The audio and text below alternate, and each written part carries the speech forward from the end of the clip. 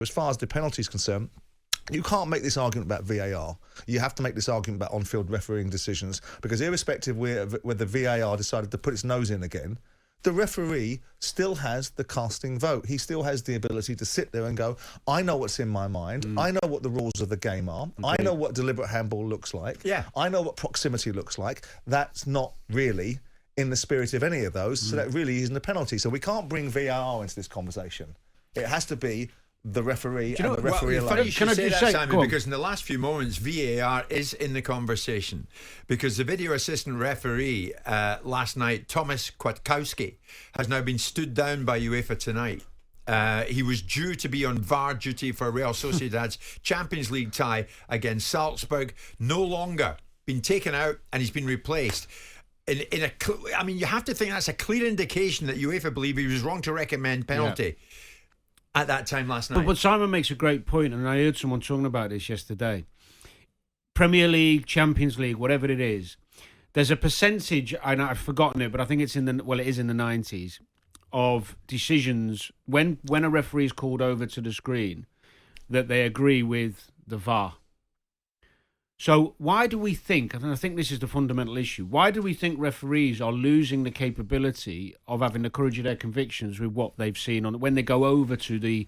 Is it this, like, this togetherness where once you're called over to the thing that the guy, they're in VAR, they've got the different screens, and the ref's thinking, I've got to really side with this, because otherwise I'm going against all of the guys at VAR, because not just one, is it? There's 2 or 3 of them in there. Yeah. What do you think it is? I don't see enough referees going to the screen and sticking with what their decision was. You think they're or swayed? Vice versa? They're eventually swayed. Yeah. Yeah. Why? Do you know what though, Danny? That the ref last night is regarded as the number one. Do you know what? He did the Champions League final last season. He also did his performance was brilliant last night to that point. And when he got called over, part of me thinks this guy. I've not seen many better referees than this guy last night, by the way. Till that moment. I was thinking when he went over, he'll stick with his decision, this fella. He's got the courage. Yeah, again, it goes to the argument that we're trying to advance. Whenever we discuss VAR, myself and Jim don't bring the hammer down on it, then we're VAR apologists. It's not that at all. In this instance, VAR has intervened for whatever reason is best see fit. It didn't need to. We want the character of referees to have more strength. And if they look at that, then, like we've looked at it, it's very difficult to see why that's a penalty. And I would much prefer that referees own their decision-making process on marginal calls like this where it becomes very subjective. I would much prefer that the referee on the pitch shows what leadership looks like, shows what it looks like. Yes. And, we've got this klaxon call people in the media, certain people in the media, to say, right, get off VAR's back, let's give the referees a chance to retain their authority. And it almost sometimes feels like you're defending those that at times don't deserve to be defended. Because in instances like this, you would expect a top referee to go, I'm not going to be swayed. I'm not going to lose my focus on what I think it was. Nothing in that video image that I've now seen slowed and moved to every single pixel being formulated in front of my eyes gives me any reason to suggest I'm going to change my mind, besides the fact they've called me to potentially change my mind. Yeah. And you want that kind of leadership, and that is the kind of leadership that you would expect to have on the pitch from referees that are making a difference and supporting the argument which we're making on their behalf, which is cut them some slack, give them a break, let them be the authority on the pitch. Well, is it worth... I mean, I don't know how what the criteria is around the wording from VAR to the referee on pitch, but I think there must be some validity in thinking that actually just suggesting the referee goes to the screen is the simplest way to do it without actually starting to fill his head with what you think you've seen. Yeah. So I say to you, Jim, possible handball, go and have a look. Not, I think you might have got that one wrong. That's right. Yeah. That's because all of a sudden that mindset is, I'm under the microscope here, I'm under massive pressure, I'm looking at this screen with thousands of people in it. Yeah. Just go over and have another look, just in case. Well, there's John, a Sunderland fan who's living in Bristol. It was a definite penalty. You would say that, wouldn't you? Yeah.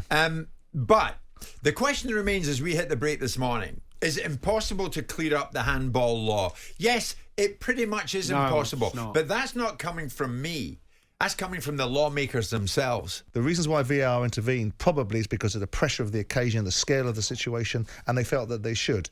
But you cannot excuse the referee on the pitch. This is an on-field pitch decision. And I know but he got it right. Initially, he didn't give it. But he changed his mind. But he changed his Because mind. of VAR. So that's my point. Because of Well, no, because VAR didn't exist, it was no pen. Fine, because VAR is implemented and then people are employed to use it. But we're still suggesting that VAR isn't the ultimate decision maker. Well, it's a machine. The referee is. No, VAR is a person looking at a digital screen, telling somebody else to interpret it a certain different way. Correct. So it's a human interacting with an image, right? Yeah. The bottom line is the on-field referee can still see the same thing. He saw it live, said no penalty. He sees it in digital format, and he can still see that the rules apply. This is not a VAR situation. I know what you're saying. No, you're VAR. right. This is on-field refereeing. Hence the fact I then spoke about why are so many referees, and I don't know the answer, why are so many of them going to the screen and struggling to have the courage of their convictions when they've seen something, they then have their mind changed. Why? Yes. I'm with is you, it Danny. the wording? Is it the structure that's in place as they go? What is it? Go over to the monitor by all means. Yeah. Look at it by all means. But if you still think your Or original decision is right, don't give it. Even if you've got to be 100% convinced that you've made the wrong decision. Well, and we're not there yet. Do you know what? I mean, we talk about this morning now, but we really are, for the first time I would say it, we really are in between a rock and a hard place. The handball law, which has changed many times over the years, can it ever really be solved? Yes. Now, well, have a listen, Danny, because when Lucas Brood, the head of the lawmaking organisation IFAB, who did he play has for? doubt, then we all should really doubt if it'll ever. This is Lucas Brood, the head of IFAB, when asked by me, do you think this handball situation can ever be solved? It's very, very difficult. What we did a few years ago, we tried to cover the gray area, the non-deliberate handball, because before that, handball was only when it was deliberate. We then identified a number of situations where non-deliberate should be punished as well, scoring a goal by hand or goal scoring opportunity, etc. But it's never going to be perfect. Handball is a difficult one, and unless we tell all players to put their hands behind the back, I think it will always be a point for debate.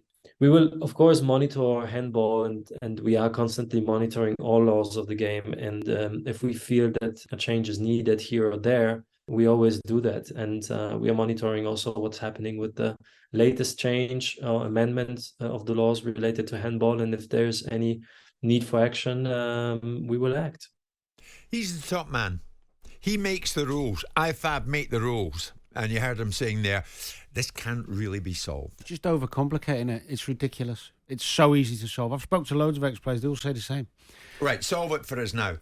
Deliberate handball or a handball that stops a goal. So if you're on the line, even if it's accidental and it whacks you in the arm, there's got to be a penalty. How do you know if it's deliberate or not? Is that not subjective still?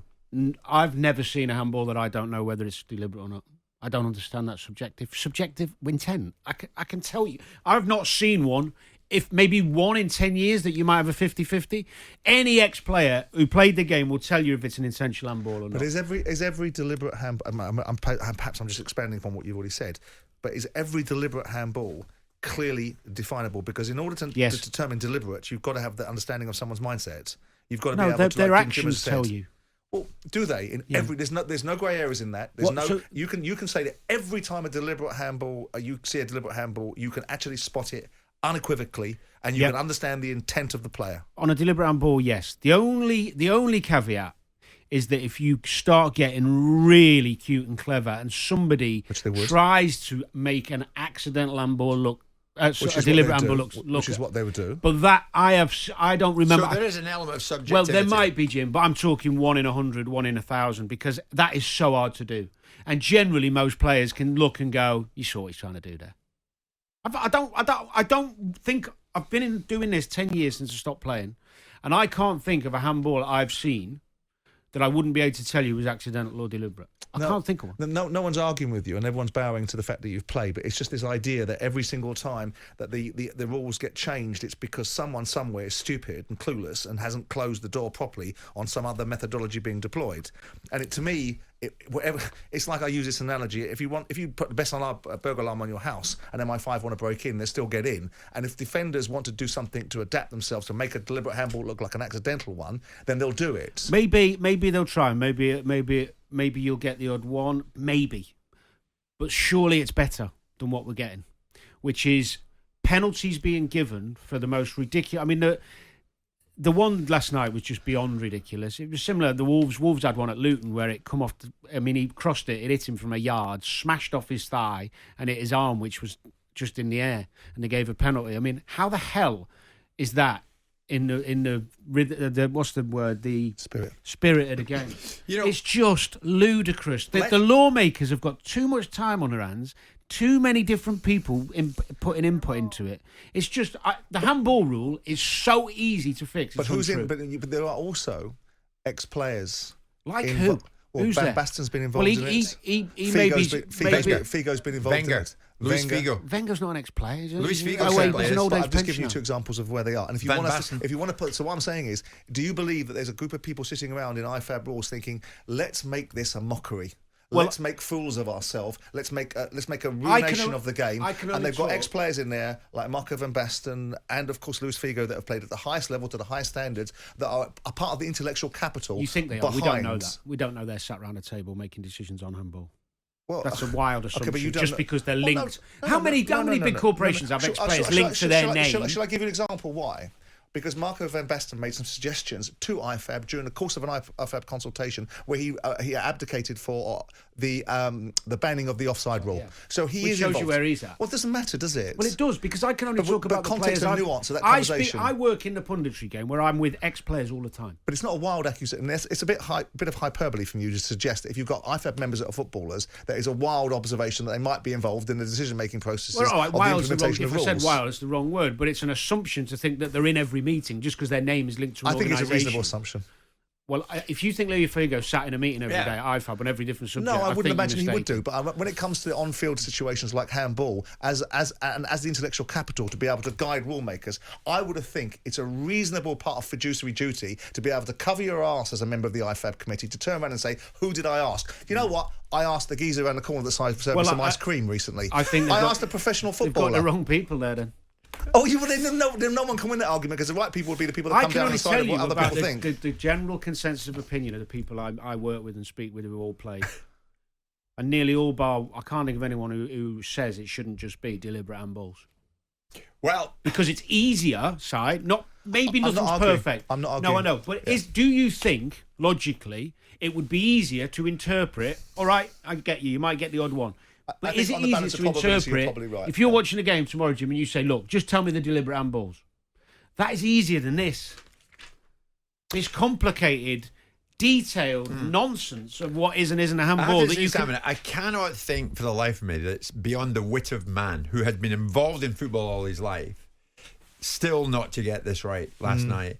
I cannot get my head round the fact that they can't get it right. But Danny cited a barrier of entry for Arsene Wenger in that he's an old age pensioner. I didn't know that.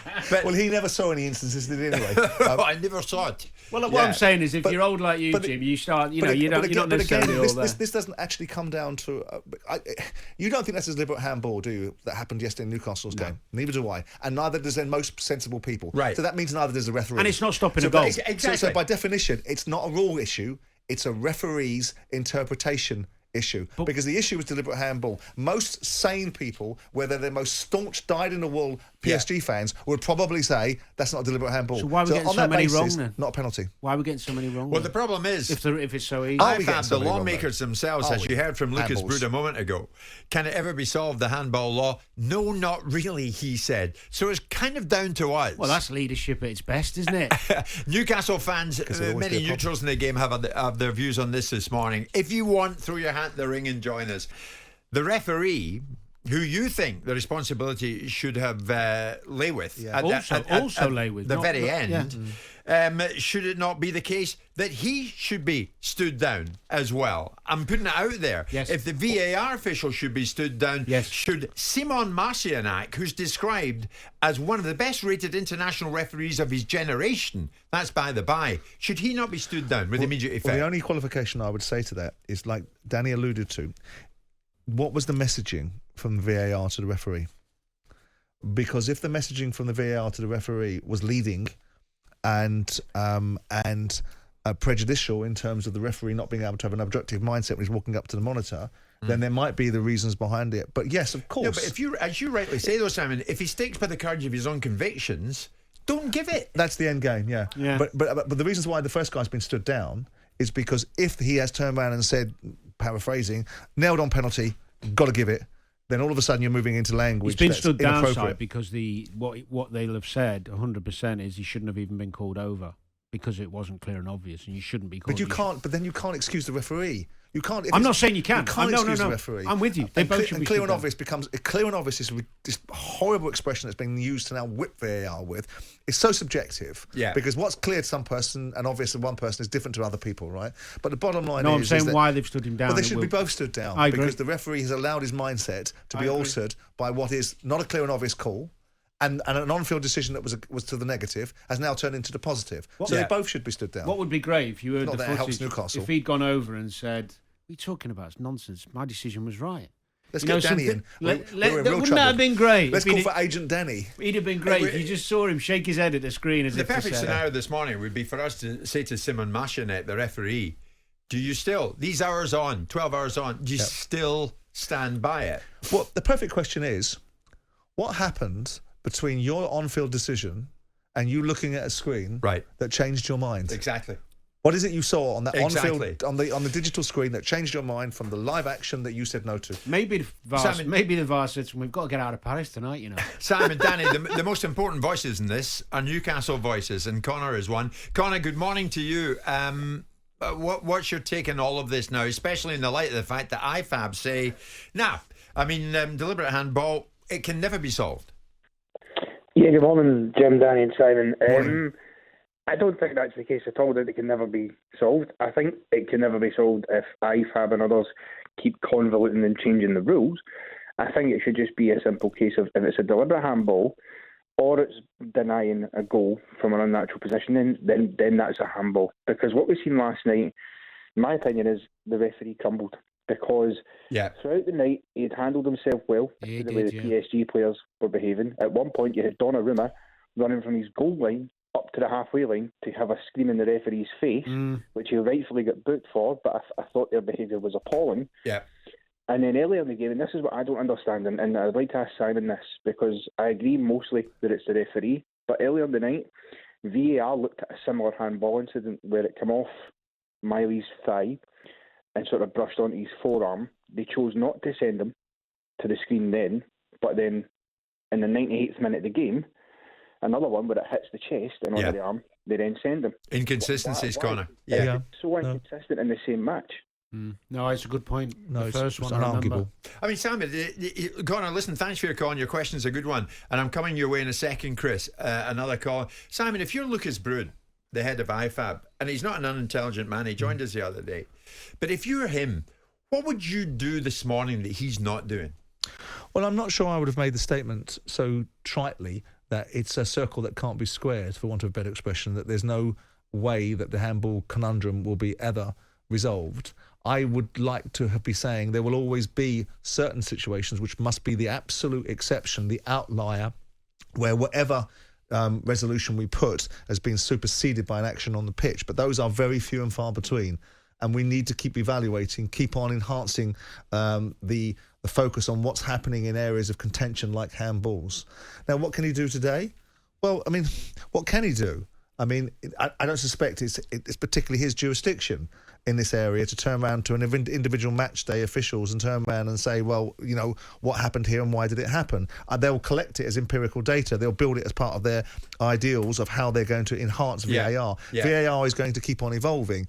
Again, I know I'm sounding like I'm a broken record, but I hold the on-field referee entirely responsible. And I understand perhaps the reasons why. If you've got 90,000 Parisians screaming like demented banshees because their side got a penalty in the very last minute with rightly the last kick of the game, you're going to fold to some extent if you're not as strong a character as perhaps you should be. Do you accept, though, Simon, that if you're a referee in our days and you know that the VAR is in play and the people at VAR, not away in the studio, Stockley Park, wherever, is there, that it is affecting their decision making or lack of on the pitch because of they know they're there? Well, it depends what kind of person you are. If you're sat in a room like I am in an argument with people and being the only person in the room holding a particular point, it shows you're either single-minded or you have some character. And the referee has to have that. I'm sorry, if we're going to put these guys and give them all the vested authority and support them and be behind campaigns of encouraging more authority, then they've got to stand up and they've got to regard VAR as an aide-memoire, as an assistant that helps them make decisions, so not an abdicator of responsibility. Correct. His own character. Correct. Yeah. So if the numbers are over 90% of referees going over to the thing and then agreeing with VAR rather than having the courage of their own conviction, and then we have to what does that tell you? Well, then the next thing you have to do is then you'd have to distill that information and go, right, how many of those decisions were in principle the referee changing their mind, right or wrong? Now, if it sits in the middle or it goes one way or the other, then the data will tell you what you need to have. Yeah. This guy this year, was named the world's best referee by the International Federation of Football and History and I think Statistics. he's a bloody good ref. I think He he showed was, that just last up night, but he until that crumbled in moment. the late. He crumbled. Chris, I'm so sorry. Stoke City fan, you've been waiting patiently. Now's your chance. What do you want to say in this mess? Hi guys, yeah, really enjoying the show. Thanks, great show. Thank you, mate. Chris. Listen to you every day. The points that Danny and Simon are making, I absolutely agree on with the as far as the referee being in control of the game and being influenced by VAR. And I just think maybe VAR's here to stay, as we know, but maybe it can be used in a different way as we hand back the control of the game to the referees, but then use the VAR and the screen for if a referee makes a major decision during the match, that he then goes to the screen just to validate his own decision from his own control, not being told. I agree. I agree voices 100%, Chris. I agree, and I've been saying that ever since VAR walked in the door. This should be a service that the referee calls for, and when he needs it to support him in moments of uncertainty. And if he doesn't call for it, and if decisions kept getting made wrong, then these referees get stood down because they can't use modern day technology when they should do. But I've always believed. Would it not work better if there's just a criteria where he has to go and review the big decisions, whether he thinks they're right or wrong? But it's only the big decisions. It's only the big decisions that we're worried about. No, I know, but you just said that he calls on it for himself. But if if he thinks in his mind, I've got that 100% right, but he hasn't, whereas he just has to go and look anyway. But he's got that, yeah. I mean, then you're back into the territory of I've always believed that the referee should drive the tech and not the tech drive the referee. So the referee, we're looking at a margin between what the argument that often happens between you and me and Danny is the margin between what they were doing before and what they're doing now with technology. And that small area is what we're managing, okay? So those referees should have the confidence to be able to manage up to that point. And then when they think there's uncertainty in their mind or they want to be doubling down or double sure, and if a referee constantly goes to the technology, then he's not a referee fit for purpose on the pitch. Yeah. And if he never uses it, then he's not a referee that's fit for purpose on the pitch. Okay. This morning, just before we came on air, we try to get balance, and we've been directly in touch with UEFA saying, how did your referee, the best ref you've got, how did he come to that decision last night after he looked at the monitor, then awarded a penalty? We're still waiting for a reply. Jim White and Simon Jordan. Monday to Friday mornings from 10 on AM, on DAB, via the TalkSPORT app and on your smart speaker. TalkSPORT.